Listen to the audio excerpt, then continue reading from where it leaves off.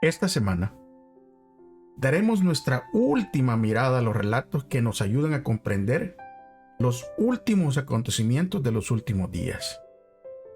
Esta vez analizaremos la misión de Jonás a Nínive, la caída de Babilonia y el ascenso de Ciro, el rey de Persia que liberó al pueblo de Dios y le permitió regresar a la tierra prometida. Comencemos. Bienvenido a Brother to Brother, un lugar de estudio de la palabra de Dios, donde Dios está presente, donde la esperanza es real, donde Dios es glorificado, donde su palabra cobra vida. Escuela sabática, reflexiones, estudios bíblicos y más. Gracias por estar aquí.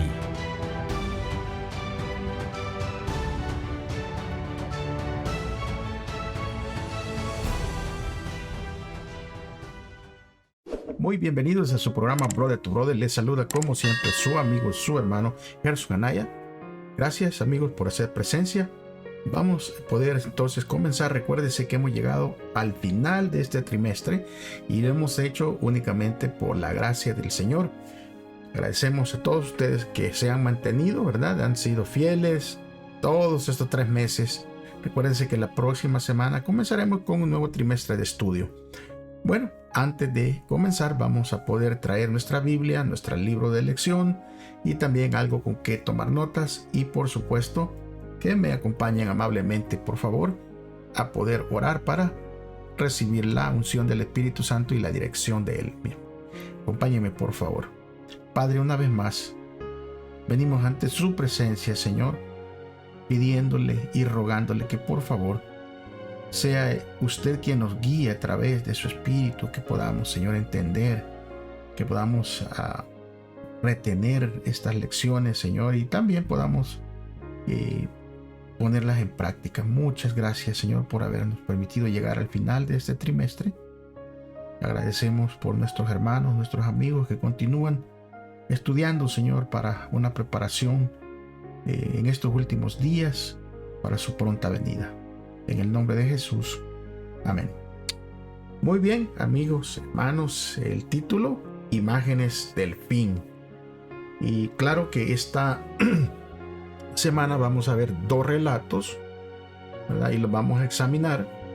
Estas crónicas históricas que han sido muy, pero muy significativas para todas las generaciones. Pero también tienen una relevancia especial para las últimas, los últimos eventos que vamos a vivir nosotros antes del regreso de Cristo. O sea, nosotros podemos extraer de estos relatos diversos elementos útiles para comprender mejor lo que llamamos verdad presente. Y al mismo tiempo necesitamos tener en cuenta algo importante acerca de cada uno de estos relatos, que parecen presagiar eventos de los últimos días, a saber que debemos centrarnos en los temas y en las alusiones generales y no tratar de analizar cada detalle hasta el punto de crear absurdos proféticos, o sea, cosas que no están ahí, tratando de encontrar tesoros ahí perdidos, ¿verdad? O enseñanzas perdidas. No, la profecía bíblica, cuando se analiza en su contexto, ella misma se va explicando. Igual que las parábolas de Jesús, nosotros debemos buscar los puntos y las enseñanzas principales sin presionar cada detalle con la esperanza de encontrar alguna verdad oculta, ¿verdad? Porque parece que se ha vuelto una moda que muchas personas andan buscando lo oculto para, no sé si para ser novedosos o para, lastimosamente, ¿verdad? En estos medios crear vistas, crear popularidad. Pero no, nosotros queremos simplemente deber descubrir lo que está ahí ya, lo que Dios nos ha dejado en líneas generales, ¿verdad? Y los principios que están ahí, extraer de ellos los elementos relevantes para los últimos días. Así que de eso se trata. Bueno, vamos entonces a leer nuestro versículo que venía ahí, el versículo para memorizar. Así que se va a encontrar en esta semana, ¿verdad? El versículo, allí en Jonás 1:9, Jonás 1:9. Así que abra su Biblia, importante que la tenga ahí, Jonás 1:9. Y dijo, y él respondió, soy hebreo y venero al Señor, Dios de los cielos, que hizo la tierra y el mar. Vamos entonces hoy sí a entrar de lleno en esta enseñanza, esta última lección para este trimestre. Y el título del día domingo habla del profeta renuente. Vamos entonces a ver esta historia de Jonás. Esta historia que cuando nosotros la leemos es impactante, ¿verdad? Porque muchos de nosotros creyentes nos hemos visto reflejados en este profeta renuente. Porque la historia también va a tener notables alusiones a acontecimientos de los últimos días. Y podemos preguntar, ¿verdad?, ¿a qué parte de la historia de Jonás se refiere Jesús cuando se dirige a los escribas y a los fariseos? ¿Y qué lecciones nosotros podemos sacar acerca del juicio que hay en esta declaración? Jesús mencionó algo en Mateo 12, 38 al 42. Y es allí donde vamos a ir. Por favor, acompáñenme. Mateo 12, 38 al 42. Dice, entonces algunos de los escribas y de los fariseos le dijeron, Maestro, deseamos ver una señal tuya. Pero él les dijo, la generación mala y adúltera demanda una señal, pero no tendrá más señal que la del profeta Jonás. Porque así como Jonás estuvo 3 días y 3 noches en el vientre del gran pez, así también el Hijo del Hombre estará 3 días y 3 noches en el corazón de la tierra. En el juicio, los habitantes de Nínive se levantarán contra esta generación y la condenarán, porque ellos se arrepintieron por la predicación de Jonás. Y aquí hay alguien que es más grande que Jonás. En el juicio, la reina del sur se levantará contra esta generación y la condenará, porque ella vino desde los confines de la tierra para escuchar la sabiduría de Salomón. Y aquí hay alguien que es más grande que Salomón. O sea, vemos aquí que Jesús declaró claramente que él era mayor que Jonás, que él era mayor que Salomón, ¿verdad? Y si aquellos se arrepintieron a causa de la predicación de Jonás, y la reina del sur vino para escuchar a Salomón, ¿cómo es que esta generación no escucha a uno que es más grande, que se llama Cristo Jesús? Bueno, el hecho de venir a este mundo, ¿verdad?, el Señor Jesús, significaría que la cruz, o sea, para él significaría morir, pero aún así vino a buscar, de acuerdo con Lucas 19:10, y a salvar lo que se había perdido. O sea, una cosa es, ¿me entiendes?, no saber a lo que uno va, pero Jesús sabía que le esperaba el sufrimiento, el rechazo y la muerte. Aún así vino. Y miren, Jonás pasó 3 días en el vientre del gran pez, pero Jonás lo hizo a causa de su propia de ser desobediente con el Señor, de ir en otra dirección. Si ustedes leen la historia en el libro de Jonás, se darán cuenta que Dios le dice, ve a Nínive, y Jonás agarra en rumbo opuesto. Y aún se sube a un barco y paga un boleto y él va en rumbo opuesto. ¿Por qué? No quería hacer la voluntad de Dios. Y nos puede suceder a nosotros. ¿En cuántas ocasiones posiblemente hemos desobedecido al Señor? Que el Señor nos dice, ve y haz esto. Por alguna razón personal, ¿verdad?, o por decisión propia, nosotros hacemos lo opuesto. Y Jonás pasó 3 días, como les digo, en el vientre del pez, pero él pasó, ¿por qué? Por su propia desobediencia, por su propio pecado. Sin embargo, Jesús pasó 3 días, hermanos y amigos, en la tumba, pero a causa de nuestros pecados. Y eso era lo que hacía falta para salvarnos a nosotros, porque estábamos perdidos. Y Jesús decidió, por amor a nosotros, venir y tomar la cruz y morir y estar 3 días en esa tumba por nosotros y luego resucitar. Ahora, Jonás no quería ir a Nínive, porque él le paga un boleto y se va rumbo a Tarsis, rumbo a un, o sea, para que nosotros tengamos un contexto, Nínive vamos a decir que quedaba para la izquierda y Tarsis se agarraba para la derecha. Y Jonás llega a un puerto y en vez de agarrar el medio de transporte para ir a Nínive, él dice, no, ¿saben qué? Me voy para el otro lado, yo no quiero ir. Porque no quería ir porque pues la brutalidad de los asirios, que era donde estaba Nínive, ¿verdad? Era terrible. O sea, ellos eran sanguinarios, asesinos, o sea, mataban por deporte prácticamente. Y desde una perspectiva humana, claro, tiene miedo. Y es entendible hasta cierto punto, pero Dios, como vimos la semana pasada, no nos ha dado un espíritu de cobardía, sino de valentía. Y cuando Dios nos dice, vayan, tenemos que ir, porque si Él nos manda, Él sabe lo mejor. Y Él nos va a librar de cualquier peligro. Y dice la historia de que los murales, o sea, las pinturas de los asirios, estaban completos, de los que han encontrado, ¿verdad? Recientemente, que hay ciertos murales que se pueden ver en la historia, y allí se mira la crueldad de cómo ellos masacraban a los pueblos que ellos conquistaban. O sea, los hacían unas formas de tortura terribles. Entonces, ¿quién quisiera ir a ese lugar, verdad? Para poder caer en las manos de ellos. Imagínense, y no solo caer en las manos, o sea, no solo ir al lugar, sino llevar un mensaje, o sea, su ciudad va a ser destruida en 40 días si no se arrepiente. O sea, ¿quién, verdad, humanamente quisiera ir? Yo creo que ninguno de nosotros, pero es por eso que la conexión con Dios nos dará el Espíritu en nosotros para ir sin pensar, sin estar poniendo tanta excusa. Y entonces, por último, después de que Jonás, ¿verdad? Él pasa 3 días en el estómago del pez y es vomitado en la playa, otra vez el Señor lo manda y se va Jonás a predicar ese evangelio. Hay un momento importante en la historia de Jonás. Ese momento puede señalar hacia el movimiento remanente de los últimos días. Cuando le preguntan a Jonás ¿quién es él?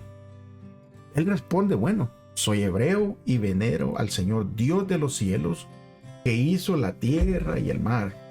Ahora, esta declaración del Señor de los cielos, que hizo la tierra y el mar, es una declaración muy semejante al mensaje del primer ángel de Apocalipsis 14:7. ¿Por qué? Porque ese ángel dice a gran voz, teman a Dios y denle gloria, porque la hora de su juicio ha llegado, adoren al que hizo el cielo, la tierra y el mar y los manantiales de las aguas. O sea, muy similar. Pero el énfasis del mensaje, el énfasis es en el Señor como aquel que hizo la tierra y el mar. Y señala a Dios como que el creador, como quien es el que creó todas las cosas. Y este hecho es el fundamento de nuestra adoración dirigida a Él, porque le adoramos en la manera de que sabemos de que Él es el Dios creador de todas las cosas. Y esto es fundamental en los eventos de los últimos días. Y es por eso que es importante estudiar para ir conociendo. Porque si no conocemos, nosotros también vamos a caer en error. Y al igual que a Jonás, a nosotros también se nos ha encomendado predicar un mensaje potencialmente impopular en la Babilonia espiritual de hoy en día. O sea, el mensaje que nosotros traemos no es un mensaje agradable a los oídos. ¿Por qué? Porque el mensaje es el mensaje que traemos de Apocalipsis 18:4. Salgan de ella, pueblo mío. Que equivale, ¿verdad?, a llamar al mundo al arrepentimiento. Y algo que la mayoría no reciben con agrado. Pero, o sea, cuando uno trae este tipo de mensaje, las personas se molestan. Las personas no lo quieren oír a uno, incluso lo repudian. Pero muchos de nosotros hemos recibido respuestas a veces que ni siquiera las podemos mencionar aquí. Negativas, incluso hemos sido, ¿verdad?, insultados a veces cuando uno trata de testificar de un mensaje de arrepentimiento.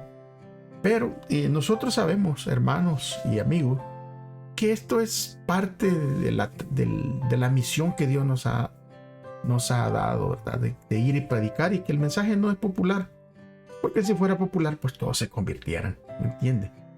Pero hay una lucha espiritual entre la carne y el espíritu, y eso es, pero el Señor nos envía, y sabemos nosotros que todas esas negativas y ese rechazo es parte de ir a predicar el evangelio. Ahora queremos terminar este día con dos interrogativas. Primero, ¿cuánto hay de la actitud de Jonás en mí? Y segundo, ¿cómo podemos superar esa actitud equivocada que tenía Jonás? Es de pensarlo, mis amigos, mis hermanos. Vamos entonces a ir al siguiente día, el día lunes, una obra de arrepentimiento. Porque recuérdense que Jonás lleva el mensaje, y el Jonás tenía un mensaje verdadero para el pueblo de Nínive. Porque Jonás entra en la ciudad y camina un día pregonando como de 40 días en Nínive. Y, o sea, un día caminando, y le va diciendo: de aquí a 40 días Nínive será destruida. Ese era el mensaje que llevaba Jonás. Ahora, este es un anuncio directo, proveniente de un profeta del Señor hacia Nínive, de que iba a ser destruida en 40 días. Pero ¿qué pasó? ¿Qué ocurrió con Nínive? Si nosotros seguimos la historia y seguimos leyendo ahí en Jonás, vamos a ver en el capítulo 3 de que por qué no se cumplió entonces la destrucción de que traía el profeta, de que Nínive sería destruida en 40 días. ¿Por qué no se destruyó? Bueno, leámoslo directamente a la palabra de Dios. Jonás 3, capítulo 3, versículo 1 al versículo 10. Dice: la palabra del Señor vino a Jonás por segunda vez, y le dijo: levántate y ve a la gran ciudad de Nínive y proclama allí el mensaje que yo te daré. Jonás se levantó y, conforme a la palabra del Señor, fue a Nínive. Y era Nínive una ciudad grande en extremo de 3 días de camino. Jonás comenzó a recorrer la ciudad, camino de un día, y en su predicación decía esto: dentro de 40 días Nínive será destruida. Y todos los habitantes de Nínive creyeron a Dios y decretaron ayuno desde el mayor hasta el menor, y se vistieron de cilicio. Cuando la noticia le llegó al rey de Nínive, este se levantó de su trono, se despojó de sus vestidos, se cubrió de cilicio y se sentó sobre la ceniza. Luego ordenó que por mandato suyo y de sus altos personajes se proclamara en Nínive este decreto: ningún hombre, ni animal, ni tampoco ningún buey, ni oveja debe probar bocado, ni alimento alguno, ni debe beber agua. Al contrario, hombres, animales por igual deberán cubrirse de cilicio y clamar al Dios que con todas sus fuerzas. Apártese cada uno de su mal camino y de la violencia que hay en sus manos. Quién sabe, tal vez el Dios se arrepienta y el ardor de su ira se calme, y entonces no pereceremos. Y al ver Dios lo que hicieron y que se habían apartado de su mal camino, también Él cambió de padecer de hacerles daño que les había anunciado, y desistió de hacerlo. Tremendo esto, hermano. Porque este pueblo era sanguinario, era tremendo, era un pueblo, o sea, como los que hay hoy en día, ¿verdad? Pero viene el mensaje de destrucción de parte de Dios. Escuchan este pueblo. El pueblo empieza a hacer cambios. Llega a los oídos del rey. Y el rey dice: no, esto va en serio. Entonces hagamos ayuno nosotros. Tal vez Dios cambia de padecer y no destruye. Hay un comentario en el libro de Profetas y Reyes en la página 202. Y dice: de toda la ciudad se arrepintió, y la destrucción anunciada fue evitada, al menos por un tiempo. Su condenación fue evitada, el Dios de Israel fue exaltado y honrado en todo el mundo pagano, y su ley fue reverenciada. Nínive no debía caer hasta muchos años más tarde presa de las naciones circuncidantes, porque se olvidó de Dios y manifestó un orgullo jactancioso. O sea, mientras Nínive se arrepintió y adoraron al Dios verdadero, no pasó nada. Pero luego pasaron años y ellos se olvidaron de Dios, se hicieron orgullosos una vez más y entonces vino la destrucción. Ahora, nosotros podemos esperar que algo así ocurra hoy en día cuando predicamos, ¿verdad? De que Jesús regresa y con su regreso esta tierra será destruida, será purificada. Todo el pecado será raído de la tierra, será consumido por el fuego. Nosotros podemos predicar eso, de que va a pasar, y podríamos esperar un mismo resultado como el de Nínive. Tal vez sí, tal vez no. ¿Por qué? Porque muchos prestan atención al llamado, ¿verdad? Pero hay otros que simplemente no escuchan, simplemente son renuentes. Dice el libro de Apocalipsis en el capítulo 18, versículo 4: y yo otra voz del cielo que decía: salgan de ella, pueblo mío, para que no participen de sus pecados y no reciban de sus plagas. El mismo mensaje. Incluso el rey pagano entendió el mensaje y dijo: miren, apártense del camino de mal que tienen, lávense las manos de maldad que tienen y conviértanse, hombre. Y así no vendrá la destrucción. Y el llamado de Apocalipsis 18 es el mismo: salgan de ella, pueblo mío, para que no participen de sus pecados y no reciban de sus plagas. Ahora, va a haber personas en todo el mundo que se van a poner de pie y van a salir, y entonces vendrán y escucharán la voz de Dios, el Creador, y van a guardar los mandamientos de Dios y la fe de Jesús. Y este será un desafío en contra de la bestia, esa bestia de Apocalipsis 14, 12, ¿verdad? Ese desafío de decir: no, voy a obedecer a Dios antes que a los hombres. Ahora, estas personas, como las de Nínive, serán libradas del juicio que sobrevendrá a las personas renuentes, a los perdidos, que digan: no, saben que a mí no me interesa, yo no creo en eso y no pasa nada. Bueno, serán destruidas junto, ¿verdad?, con todo el pecado. Ahora, tenemos que entender esto, hermano, que hay profecías como la de Nínive, ¿verdad?, que venía que Nínive sería destruida, y esas profecías son profecías condicionales. Porque ¿por qué iban a ser destruidos Nínive? Dios había visto la maldad de ellos, pero como ellos no se llevó a cabo la destrucción. Esas son unas profecías condicionales. O sea, la ciudad sería destruida si el pueblo no se apartaba de su maldad. Y la profecía de Apocalipsis 18, 4 que acabamos de leer es lo mismo. Los que no salgan del pueblo, de ahí, ¿verdad?, de Babilonia, van a ser destruidos. Esas son profecías condicionales. Es más, Dios le manda un mensaje al pueblo de Israel en el Antiguo Testamento a través de Jeremías, y le dice Dios al pueblo, ahí en Jeremías 18, 6 al 10. Mire lo que le dice. Ponga atención, hermano, lea su Biblia directamente. Súper importante, mire, porque esto que va a hablar aquí el Señor a través de Jeremías es tremendo. Lea conmigo. Jeremías 18, 6 al 10. Casa de Israel, ¿acaso no puedo yo hacer con ustedes lo mismo que hace este alfarero? Ustedes, casa de Israel, son en mi mano como el barro en la mano del alfarero. Palabra del Señor. En cualquier momento puedo decir de algún pueblo o reino que lo voy a arrancar o derribar o destruir. Pero si ese pueblo o reino se aparta de su maldad contra la cual hablé, yo desistiré del daño que había pensado hacerles.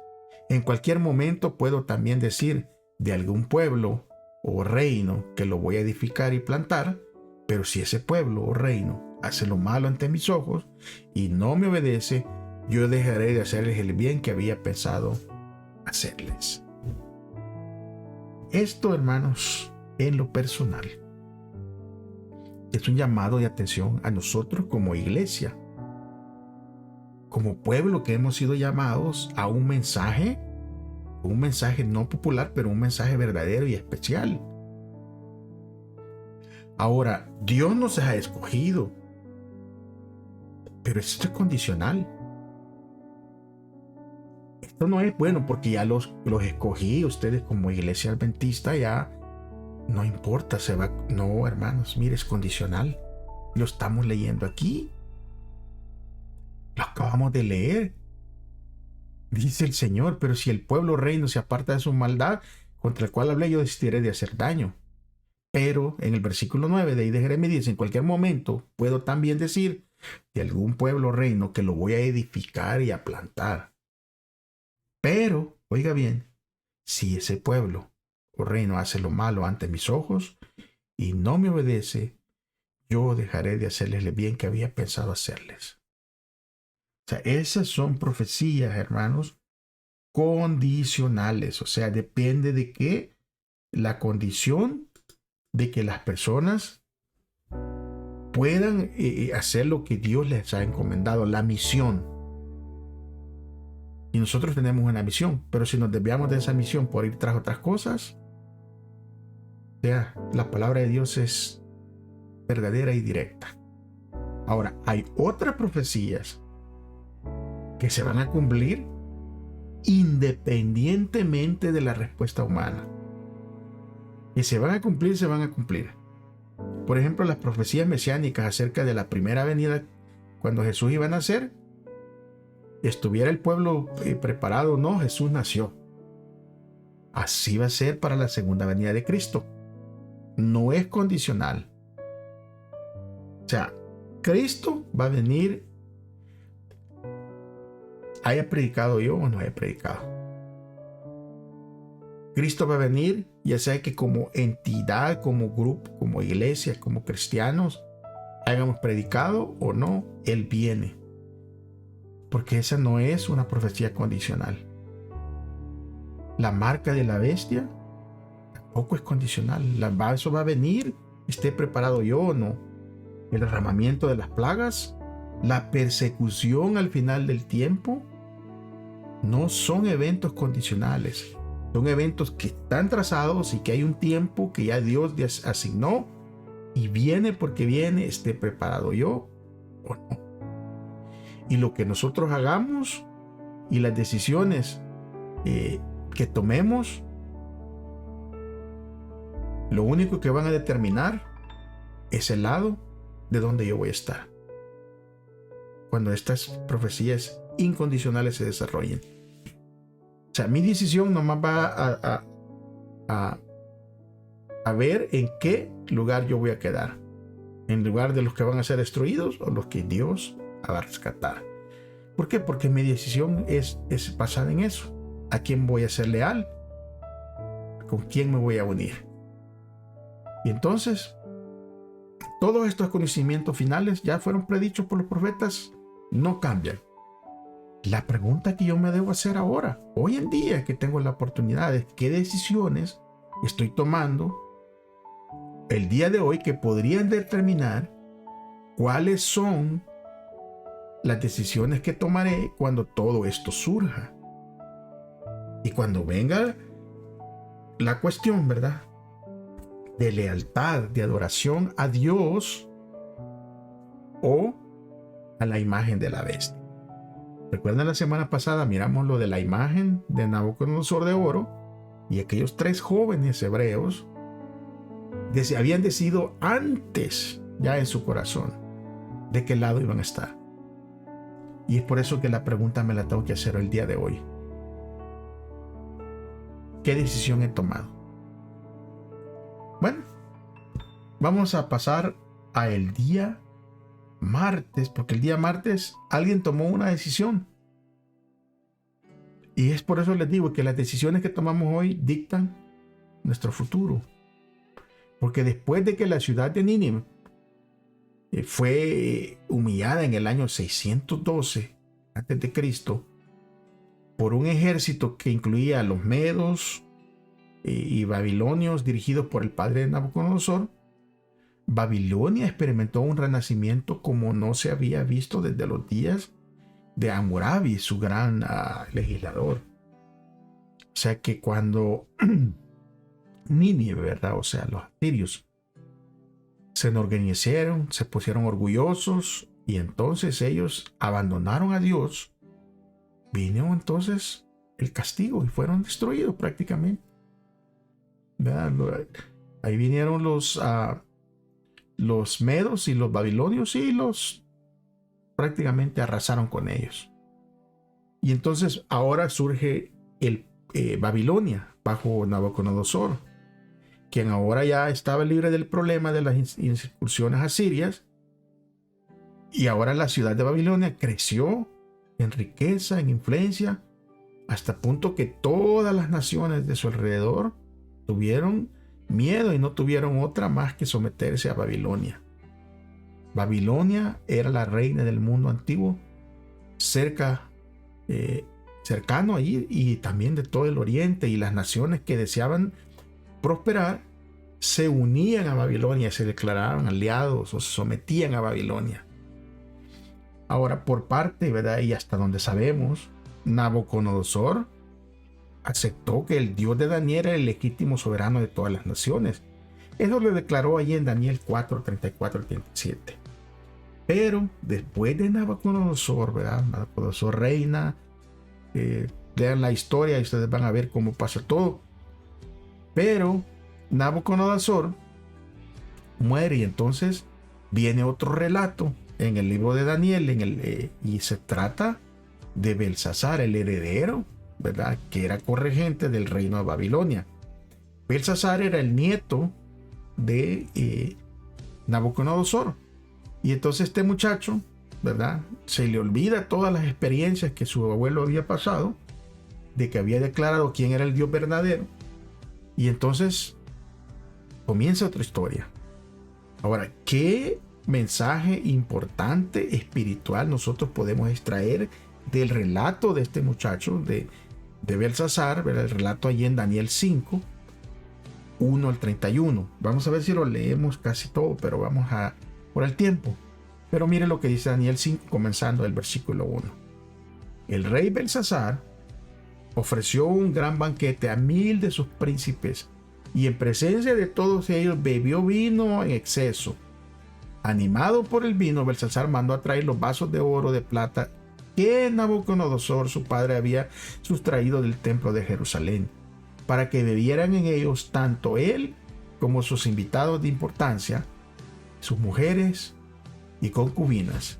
Y así le fueron llevados los vasos de oro que se habían sustraído del templo de Dios en Jerusalén, y el rey y sus invitados bebieron de ellos, lo mismo que sus mujeres y también sus concubinas. Embriagados, dice el versículo 4, de vino alabaron a los dioses de oro y plata, bronce, hierro y madera y piedra. Este es lo que pasa. Belsasar era una persona que se había olvidado de Dios. Sí conocía a Dios porque había escuchado todas las experiencias, pero él se embriaga, se emborracha, y ahora, ¿verdad? Ya borracho, ¿sabe lo que pasa cuando está embriagado por el vino?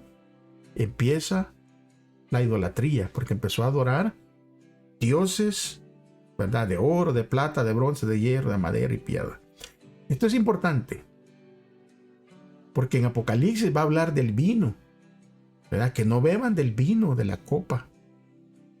Porque el vino está representado aquí por una falsa religión, un falso mensaje que nos lleva a la idolatría, a no adorar al Dios verdadero. Y aquí podemos ver claro que ya embriagado Belsasar, miren, para empezar, como no se olvidó de Dios y se olvidó el temor de Dios, empezó y agarró lo sagrado de Dios y lo trató como que si fuera algo común, como un vaso común. Y hay que tener mucho cuidado, hermano, porque hoy en día ya en muchas congregaciones están tratando las cosas sagradas de Dios como que si fueran cosas comunes.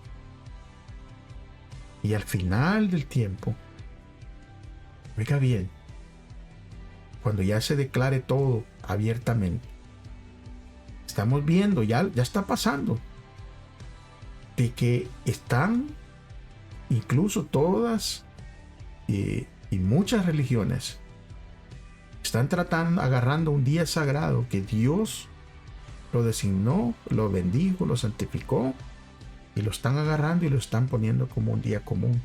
como día de trabajo. Y tenemos que aprender lecciones espirituales de todo eso. Porque ¿qué sucede a partir del versículo 5, allí en Daniel 5? Miren lo que dice. En ese mismo instante aparecieron los dedos de una mano humana que a la luz del candelero escribía sobre la parte blanca de la pared del palacio. Al ver el rey la mano que escribía, se puso pálido y sin saber qué pensar de esto, perdió la fuerza y las rodillas comenzaron a temblarle. Saben que yo estaba leyendo en el lenguaje original este pasaje de Daniel, cuando Belsasar mira esto que se le aparece, dice literalmente en el lenguaje original, el versículo 6, que Belsasar incluso se hizo en sus pantalones, se orinó en sus pantalones del miedo, y sus rodillas le temblaban y hacía ruido como que tronaban las rodillas del miedo. Es que estar ante la presencia de Dios, hermano, nadie puede soportar, ninguno de nosotros. Y entonces dice el versículo 7 que con grandes gritos mandó a llamar a los magos, a los hechiceros, adivinos, sabios de Babilonia, y les dijo: a quien pueda leer lo que está escrito ahí en la pared y me diga lo que significa, le voy a vestir de púrpura y le voy a dar un collar de oro, y se le nombrará tercero señor del reino. ¿Por qué tercero? Porque él era el segundo. El primero era su papá, ¿verdad?, que andaba en una batalla. Él era el segundo, pero el regente en ese momento había quedado encargado de Babilonia. Por eso dice el tercero. Entonces, cuando Belsasar mira todo esto, y como está embriagado, no se acuerda del Dios verdadero, ¿a quién acude? ¿A quién acude? A los magos, a los hechiceros. Y mire, hermanos, yo espero que usted esté escuchando esto, amigo. ¿No ha oído usted eso? Que mucha gente está embriagada y que está en Babilonia. O sea, hablando figurativamente, está en un mensaje equivocado. No ha oído que esta gente, cuando viene un problema, salen a consultar a los brujos, a consultar las cartas, que le lean aquí, que le vean allá, que no sé qué, que no sé cuándo. ¿Por qué? Porque no se acuerdan de Dios. ¿Y cómo alguien que dice que se reúne en el nombre de Dios puede salirse a hacer esto?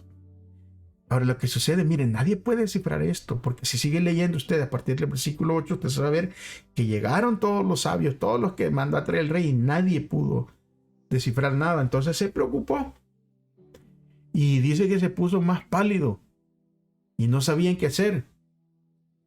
Pero la reina, o sea, la mamá de Belsasar, que oyó las palabras del rey, y entonces, ¿verdad?, cuando entró en el salón y en aquel lugar, le dice: Su Majestad, no se preocupe, que viva usted para siempre, no se preocupe. Ver un saludo, ¿verdad? Porque yo sé que está afligido, que tiene esos pensamientos y que está pálido, pero en el reino de Su Majestad hay un hombre en el que habita el espíritu de los dioses santos. Cuando el padre de Su Majestad vivía, se encontró que dicho hombre estaba iluminado por la inteligencia y la sabiduría, y que solo tiene los dioses. A ese hombre Nabucodonosor, padre de Su Majestad, lo constituyó jefe de todos los magos, astrólogos, hechiceros y divinos, porque en él se halló un espíritu mayor de ciencia y entendimiento para interpretar sueños, descifrar enigmas y resolver dudas. Ese hombre es Daniel, a quien el padre de Su Majestad puso por nombre Belsasar. Mande Su Majestad a llamar a Daniel y él le va a decir lo que significa la escritura. Bueno, sucede que mandan a traer a Daniel. Daniel ya está viejito, ya está viejo. Mandan a traer y lo llevan a presencia del rey, y el rey le dice: oh, mira, si me adivinas y aquí yo me lo descifro, yo te voy a convertir en el... Y yo sé que tú tienes la luz. Y Daniel le dice: un momento, es que no soy yo. Discúlpeme, pero no soy yo. Es Dios el que descifra todo. Y él quería saber lo que decía la escritura que estaba en la pared. Y aquí puedes más o menos mirar esta figura. Y él le está echando flores, el Belsasar del miedo a Daniel, le dice, yo sé que tú puedes descifrar todo, toda la escritura y serás vestido le voy a dar un collar y vas a ser el tercero, o sea, le ofrece de todo. Pero entonces Daniel, ¿verdad? Allí en el versículo 17, en presencia del rey, Daniel le responde, su majestad, puede reservarse todas esas cosas y puede darlos a otros como recompensa. Yo descifraré para su majestad esta escritura y le diré lo que significa. Y Daniel va a hacer algo claro. El versículo 18 dice, el Dios Altísimo dio al rey Nabucodonosor, padre de su majestad, el reino, la grandeza, la gloria y la majestad. Por causa de la grandeza que Dios le dio, todos los pueblos, naciones y lenguas temblaban de miedo ante él. Y él le quitaba la vida o se la daba a quien quería. A unos los engrandecía y a otros los humillaba. Pero su corazón se envaneció y se endureció su espíritu orgulloso, y por eso fue depuesto del trono y despojado de su gloria. Expulsado de entre los hombres, su mente se volvió semejante a la de las bestias, y convivió con los asnos monteses. Fue alimentado con hierba, con los bueyes, y su cuerpo lo empapó de rocío del cielo, hasta que reconoció que quién es el Dios Altísimo. Es el Señor del reino de los hombres y que le entrega el dicho reino a quien él quiere. Aquí viene. Oigan, por eso le digo que Belsasar conocía todo esto. Versículo 22. Pero su majestad Belsasar no ha humillado su corazón ante Dios, aun cuando sabe todo esto y es hijo del rey Nabucodonosor. ¿Estaba advertido Belsasar? Claro que sí. Daniel 22 lo asegura. Aun cuando sabe todo esto, le dijo, todo lo que había pasado con Nabucodonosor. 23, versículo 23 dijo, lejos de eso, su majestad en su soberbia se ha levantado contra el Señor del cielo, ha mandado a traer los vasos del templo de Dios, y tanto su majestad como sus invitados y sus mujeres y concubinas han bebido vino en ellos. Y no solo eso, sino que su majestad ha dado alabanza a dioses de plata y oro y bronce, y hierro y madera y piedra, dioses que ni ven, ni oyen nada, ni saben nada. En cambio, su majestad nunca ha honrado al Dios en cuya mano está su vida y todos sus caminos. Por eso, ha salido de la presencia de Dios la mano que ha trazado esta escritura. Entonces, hoy sí Daniel le va a decir lo que Belsasar quería que él interpretara. Del versículo 25 en adelante le dice, lo que la escritura dice es lo siguiente. Mene, mene, tekel, parsin. Y lo que significa es lo siguiente. Mene, Dios ha llamado a cuentas al reino de su majestad y le ha puesto fin. Tekel, Dios ha pesado a su majestad en una balanza y su peso deja mucho que desear. Parsin, Dios ha dividido al reino de su majestad y se lo ha dado a los medos y a los persas. Ese fue lo que le descifró a Daniel a Belsasar. O sea, te olvidaste de Dios, empezaste a adorar dioses falsos, fuiste llevado a juicio y fuiste encontrado falto. Y el juicio final es esto. El veredicto, tu pueblo, tu reino será entregado a alguien más y le ha puesto fin Dios. Ahora Belsasar no hay que hacer, y entonces en el versículo 21 en adelante le dice, le pone el collar y le da todo lo que había dicho, ¿verdad? Pero el versículo 30 y el versículo 31 es tremendo, porque cuando Dios dice algo se cumple. Y dice el versículo 30, esa misma noche Belsasar, rey de los caldeos, murió asesinado, y el reino quedó en manos de Darío de Media cuando éste tenía 72. La pregunta es, ¿qué hizo tropezar a Belsasar? Y quizá la parte más triste y trágica de este relato se encuentra en Daniel 5:22. Porque después de relatar al rey la caída y la restauración de Nabucodonosor, Daniel le dice, y tú, su hijo Belsasar, sabiendo todo esto no has humillado tu corazón. Es decir, aunque tuvo la oportunidad de conocer la verdad, perdió. Él prefirió ignorar los hechos y siguió el mismo curso de acción que acarreó tantos problemas a su predecesor, o sea, a Nabucodonosor. Claramente, amigos, ese es un mensaje para nosotros y para cada uno de las personas de este mundo hoy. O sea, saben, están advertidos, pero no han humillado su corazón ante Dios. Y al igual que como Nabucodonosor, ¿verdad?, levantó una estatua desafiando a Dios,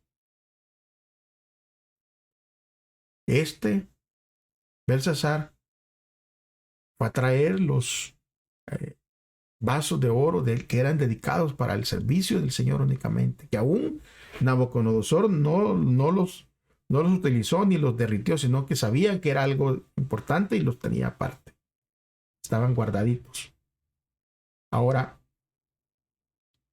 Belsasar los manda a traer y hace, ¿verdad?, lo indispensable. Él profana las cosas de Dios y entonces ahora su reino es quitado y destruido. ¿Por qué? Por los artículos religiosos que le pertenecían a Dios, él los profanó. Entonces miramos que aquí, a pesar de todo lo que estaba sucediendo, podemos mirar nosotros la supremacía de Dios sobre todas las cosas, y todo lo que él había dicho se llevó a cabo, porque había sido un completo desafío, a pesar de que Belsasar tenía sobrada evidencia y tenía pleno conocimiento de los hechos. El problema no era falta de información o conocimiento, sino la dureza de su corazón. En los últimos días, cuando la crisis final se desate sobre el mundo, todas las personas tendremos la oportunidad de conocer la verdad, y hoy en día está pasando ya. Todas las personas tienen la oportunidad de conocer la verdad hoy, para que cuando vengan los últimos días ya tengan la información y tendrán que hacer la determinación. Ahora, lo que determinará la decisión, como en el caso de Belsasar, será el corazón, de donde esté la mente puesta. Día miércoles, hermanos, porque ya el tiempo nos va ganando. El secamiento del río Eufrates. Uno de los puntos fuertes de Babilonia era ese río. Ese río fluía bajo las murallas y les daba agua a ellos. De ahí ellos tenían agua ilimitada. Entonces, aunque los llegaran a atacar, ellos tenían recursos. Con el agua ellos podían adentro de la ciudad cultivar y darle de beber a sus animalitos, procrear animalitos y comer. O sea, estaban autosuficientes ellos. Pero este río en el cual ellos confiaban, que les proveía todo, ese río fue el punto débil de ellos mismos. La historia dice que Nitocris, una antigua reina babilónica, había realizado obras a lo largo del río con el fin de convertirlo en una ruta de acceso para la ciudad, o sea, hacerle un camino. Y durante el proceso desvió el río hacia un pantano para que los obreros pudieran trabajar como comodidad. O sea, mientras hacían la carretera, desviaron el río. Ahora, Ciro se da cuenta de esto. El río puede ser desviado. Y que justamente donde ahora pasaba el río, abajo de los muros de las murallas, iba a quedar seco y iba a quedar como un camino. Y entonces Ciro desvía el río, el nivel del agua baja y ahora ellos, las tropas entran. Y llegaron a la ciudad. Y una vez entrado adentro, miraron de que pues ellos tenían todas las ventajas y que esos grandes muros en los que ellos confiaban no les sirvieron de nada, ¿verdad? Porque ellos pudieron entraron, conquistaron la ciudad en una sola noche. No sucedía normalmente eso, eso era normal. Eso no era normal. En una sola noche conquistan toda la ciudad. Hay un historiador antiguo griego, Heródoto, dice que quienes vivían en el centro de Babilonia ni siquiera se habían dado cuenta porque era una época de fiesta y todos estaban entregados a la danza y a los placeres. Vivían, como decía en la semana pasada, ¿verdad? Que todos estaban comiendo y bebiendo, como en los días de Noé, hasta que vino el diluvio y se lo llevó. Le sucedió lo mismo a ellos. Ni cuenta se habían dado. La gente que estaban en la fiesta allí emborrachando, bailando y todo eso, como hoy. A muchos los va a agarrar de esa manera la segunda venida del Señor. Estarán ahí parrandeando, haciendo sus cosas y ignoraron el mensaje. Y cuando vengan a ver, y ese tipo de fiesta es lo que, por eso es que Belsasar se encontraba también haciendo eso. Ahora, vamos a leer algo. Vamos a comparar lo que acabamos de leer de Daniel 5 y vamos a ver si hay un paralelismo entre las plagas de Apocalipsis y la historia que acabamos de leer de Babilonia. Porque en Daniel, a partir del 5, ¿verdad? Del 18 al 31, allí pues se le declara todo a Belsasar y se le ha dicho que se hizo orgulloso, olvidó de Dios y empezó a adorar dioses falsos. Ahora, él claramente fue destruido. Ahora, miremos ahora Apocalipsis 16, 12 al 19 para ver si hay algo de paralelismo entre esa historia y esta. Dice 12, el sexto ángel derramó su copa sobre el gran río Eufrates y el agua del río se secó para preparar el camino de los reyes que venían del oriente. Versículo 13, de la boca del dragón, de la boca de la bestia y de la boca del falso profeta, vi salir 3 espíritus impuros con aspecto de ranas. Estos son espíritus de demonios que hacen señales milagrosas y que salieron por todo el mundo para reunir a los reyes de la tierra para la batalla del gran día del Dios Todopoderoso. Versículo 15. Miren, yo vengo como un ladrón.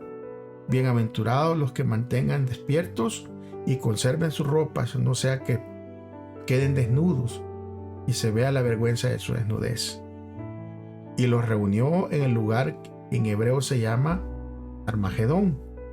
El séptimo ángel derramó su copa en el aire y desde el trono en el templo salió un fuerte voz que decía: todo está hecho. Entonces hubo relámpagos, voces y truenos y un gran temblor de la tierra como nunca antes había existido desde la humanidad. Había habido un terremoto tan grande. La gran ciudad se partió en 3 y las ciudades de las naciones se vinieron abajo. Entonces Dios se acordó de la gran Babilonia y le dio a beber de la copa que tenía el ardiente vino de su ira, el juicio.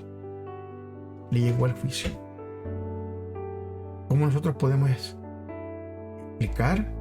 ¿Cómo podemos discernir las señales de los tiempos? Bueno, Jesús advirtió a sus discípulos de esta manera: velen, velen, pues porque no saben a qué hora ha de venir su Señor. Sin embargo, sepan esto: si el padre de familia supiera a qué hora el ladrón había de venir, velaría y no dejaría asaltar su casa. En Mateo 24, 42, 43. O sea, la clave aquí es velar, estar listos. Y es que al igual que en la caída de Babilonia, la aparición de Cristo tomará por sorpresa a la Babilonia moderna. Pero no tiene que ser así. ¿Por qué? Porque Dios nos ha dado tanta evidencia acerca de la pronta venida de Él. Y nos ha dado tantos detalles, tantas profecías. Miren, si el mundo no será sorprendido porque no se le haya anunciado, sino que el mundo va a ser sorprendido por no haber creído en el mensaje. Por eso es que Apocalipsis 16:15 dice: miren, yo vengo como un ladrón. Bienaventurados los que se mantengan despiertos, conserven sus ropas, no sean que se queden desnudos y se vean la vergüenza de su desnudez. Porque aún en medio de estas advertencias acerca del fin de los tiempos, Dios advierte, trae el mensaje a hoy en día. ¿Y qué mensaje más típico del Evangelio se encuentra allí, no? O sea, ¿qué significa entonces no andar desnudo? Esta palabra de la desnudez, ¿se recuerdan? Está también en la advertencia a la última iglesia, ¿verdad? Y en Apocalipsis 3, a la última iglesia se le dice que es orgullosa, que porque tiene todo. Y el Señor le dice, ¿acaso no sabes? Dice, ¿no te has dado cuenta que eres una pobre, desgraciada, desnuda? O sea, y Él aconseja a la iglesia que compre colirio para que mire sus ojos y que ropas blancas para que se tape su desnudez. Y en otro capítulo de Apocalipsis, ahí capítulo 6, habla de la multitud y cuando Juan los mira y dice y pregunta quiénes son estos. Y el Señor le dice, estos son los que lavaron. Dice, su ropa es la sangre del Cordero. Y venían vestidos como con ropas blancas, no venían desnudos. Es que estar sin Cristo es estar desnudo. Y es por eso que nuestro mensaje incluye, ¿verdad? El mensaje de amor, de aceptar a Cristo como el Salvador. Y ese es el mensaje del Evangelio que viene ahí. Acepta a Cristo para no andar desnudo y no estar desnudo en ese tiempo. El último día, hermanos, ya vamos a terminar, habla de Ciro el ungido. Bueno, que Ciro era una persona pagana, o sea, pero el Señor le nombra un ungido. Él lo escogió para una misión. Porque cuando Ciro conquista la ciudad de Babilonia y concluye, ¿verdad?, con el cautiverio del pueblo de Dios. El pueblo de Dios, recuerden, había sido llevado por Nabucodonosor cautivo a Babilonia. Y cuando Ciro entra, termina ese cautiverio. Y ahora él les va a permitir volver a la tierra prometida. Y no solo a eso, a reconstruir el templo. Porque bajo Ciro, o sea, el imperio persa se convirtió en el más grande de la historia, a lo que tiene que ver, ¿verdad?, con el resurgimiento del pueblo de Dios. Y fue Ciro que también Dios lo engrandece. Y ellos aglomeran territorios como nunca más el mundo había conocido. Y Ciro fue llamado el gran rey o rey de reyes. ¿Por qué? Porque es una prefiguración. O sea, Ciro prefigura lo que sucederá cuando Cristo regrese para buscar a su pueblo. Terminará el cautiverio, porque estamos cautivos en esta tierra de pecado. Terminará este cautiverio y Dios nos dará liberación y nos va a llevar a vivir con Él, así como el pueblo de Israel en ese tiempo terminó su cautiverio y le fue permitido que reconstruyeran el templo de adoración. Porque el rey que viene, el verdadero rey que viene para guerrear contra Babilonia y liberar a su pueblo al fin de que nosotros quedemos como pueblo de Dios libre de Babilonia y que volvamos a la tierra prometida. Es por eso que la palabra de Dios se refiere a Ciro como su ungido ahí en Isaías 45:1. Y este rey famoso persa no solo liberó al pueblo de Dios, sino también su campaña contra Babilonia es un tipo de prefiguración de la segunda venida de Cristo. Recuérdense que Babilonia, ¿verdad?, prefigura a ese pueblo y poder que va a oprimir al pueblo de Dios. Y Cristo, o sea, Ciro prefigura a Cristo que le va a hacer guerra y va a vencer a Babilonia. Aquí miremos que la historia se parece, ¿verdad?, la historia de Ciro y la de Nabucodonosor. ¿Por qué? ¿En qué se parece? En que es Dios el que le dio el poder. Pero ¿en qué no se parece? ¿En qué no se parece? Que Nabucodonosor fue llamado para llevar en cautiverio al pueblo de Dios, a causa de que el pueblo de Dios se había olvidado de él por su rebeldía. Ahora, Ciro no fue llamado para llevar a cautiverio al pueblo de Dios, sino que Ciro fue llamado para libertar al pueblo. O sea, aunque los dos fueron llamados por Dios, pero con diferente misión. ¿Y cuál fue la importancia del decreto que Ciro dio? Bueno, porque Ciro fue el que decretó que se reconstruyera el templo de Dios.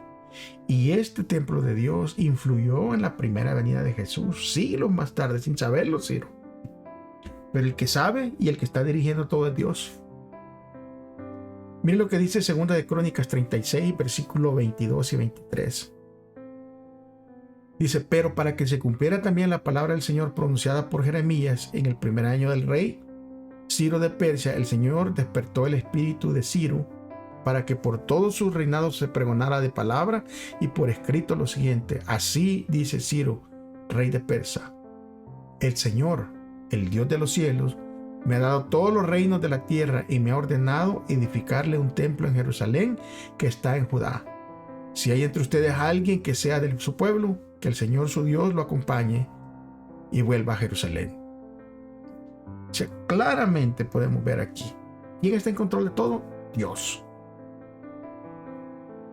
Saben que Malaquías, ahora que nosotros miramos nuestra Biblia, ¿verdad? Malaquías, en el orden que se ha imprimido, es el último libro, en el orden que nosotros lo tenemos. Pero en el libro, en el Antiguo Testamento, o sea, en los escritos originales del canon hebreo, este libro de Malaquías terminaba originalmente después de la declaración de Ciro de Crónicas 36, 22 y 23. Después del cual comienza el Nuevo Testamento con el relato de Mateo acerca del nacimiento de Cristo. O sea, en el origen, ¿verdad?, que se escribió estaba Crónicas, estaba Malaquías, y después inmediatamente se seguía Mateo. O sea, el nacimiento de Cristo. Y todo eso estaba conectado. Ciro decretó la reconstrucción del templo terrenal, pero Jesús inauguraría su ministerio en el santuario celestial, que es lo que va a conducir a su regreso y a nuestra liberación. Ahora, Ciro no es una representación perfecta, exacta de Cristo. Tampoco no vayan a sacar las palabras fuera de contexto. Ningún tipo de prefiguración se alinea perfectamente con el antitipo, o sea, con la realidad presentada, razón por la cual no debemos leer demasiado en cada pequeño detalle. Ahora, sin embargo, Ciro funciona en líneas generales como un tipo de salvador para el pueblo en aquel tiempo. Ahora, lo fascinante es que Dios utilizara a un rey pagano de una manera tan marcada para hacer su voluntad. A pesar de las apariencias, ¿cómo nosotros podemos aprender a confiar en que Dios ciertamente dirigirá los acontecimientos finales según Él los ha profetizado? Creo que hemos visto esto, aunque es rápido, ojalá hubieran horas para estudiar esto, súper importante, hermano, pero tenemos una visión muy más abierta. Este trimestre nos ha abierto nuestro pensamiento más claro acerca de cómo interpretar las profecías y sobre todo saber de que Dios está en control de cada una de ellas. Muchas gracias por haber llegado hasta el fin. Hermanos, recuérdense que estaremos comenzando un nuevo trimestre la próxima semana. Gracias por acompañarnos. Que el Señor me los bendiga. Cuídense, recuérdense que si usted dice que ama a Dios, demuéstrelo como amando a su prójimo. Un abrazo, hasta la próxima.